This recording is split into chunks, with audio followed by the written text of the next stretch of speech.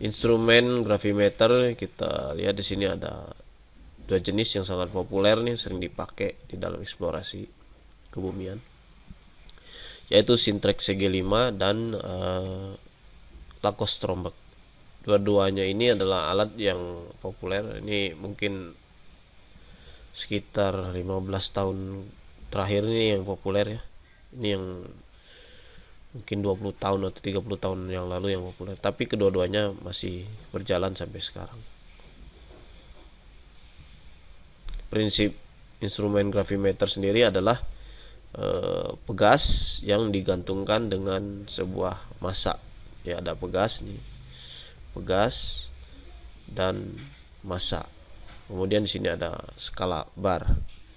Jadi kalau kita lihat di sini kita pakai hukum gaya sama dengan konstanta pegas dikalikan dengan regangan. Jadi kalau ada pegas nih, kita tarik dengan gaya tertentu.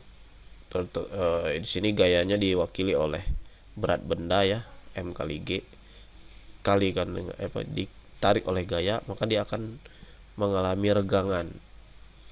Regangan ini tergantung berapa besar konstanta pegasnya. Semakin besar konstanta pegasnya,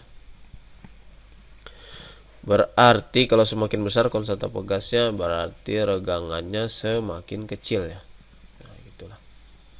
Makin kecil konstanta pegasnya, makin besar regangannya. Jadi regangan itu X ini ya. Ini juga sering dipakai di modulus Young, konstanta elastisitas biasanya. Modulus Young, modulus Bulk. Nah, ini kalau kita punya suatu daerah yang berbentuk basin gini ya, di daerah sini densitasnya akan lebih besar. Di tepi-tepi cekungan ini densitasnya akan lebih besar karena batuan dasar itu memiliki densitas yang besar, dan di sini kecil karena di sini tipis, di sini tebal, sehingga tarikan yang ada di sini lebih besar dibandingkan di tengah. Jadi tarikan di tepi-tepi cekungan itu akan lebih besar dibandingkan di tengah cekungan. Jadi ini ya, dengan menggabungkan hukum Hooke ya, hukum Hooke dan hukum Newton, kita akan mendapatkan bahwa medan gravitasi itu bisa dihitung dengan cara kita mengetahui konstanta pegas, regangan kemudian dikalikan dengan regangan pegas dibagi dengan massa yang ada menggantung di pegas. Jadi isi dalam instrumen gravimeter itu sederhananya seperti ini. Jadi kalau seberapa besar dia meregang, ini akan dikonvert ke skala bar yang ada di sampingnya ini. Skala gravitasi sendiri itu merupakan sebuah percepatan. Jadi standar dalam internasional adalah meter per sekon kuadrat. Kalau kita pernah pelajari dulu di sekolah menengah itu meter per sekon kuadrat. Sedangkan di dalam dunia eksplorasi kita pakai satuannya gal. Itu asal katanya dari Galileo, dipakai dalam kegiatan eksplorasi itu. Jadi kalau kita konversi, 1 gal itu sama dengan 10 pangkat min 2 meter per sekon kuadrat. 100 gal itu sama dengan 1 meter per sekon kuadrat. Jadi 1 meter per sekon kuadrat itu sama dengan 100 gal. 1 miligal itu sama dengan 10 pangkat min 5 meter per sekon kuadrat. Jadi inilah satuan yang sering dipakai di dunia eksplorasi, itu miligal dan mikrogal. Jadi kalau sudah sangat teliti sekali ini mikrogal, satuannya 10 pangkat minus 8 meter per sekon kuadrat 1 mikro.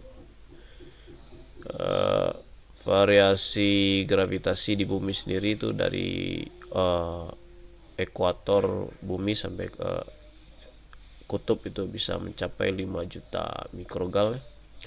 Antara gunung tertinggi dan lantai samudra terbawah itu bisa 3 juta mikrogal. Struktur geologi regional bisa mencapai 100.000 mikrogal atau 100 miligal.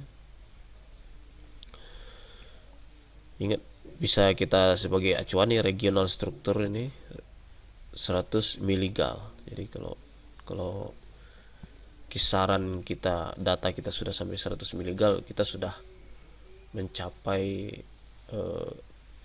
mencakup eksplorasi kita itu sudah berkisar di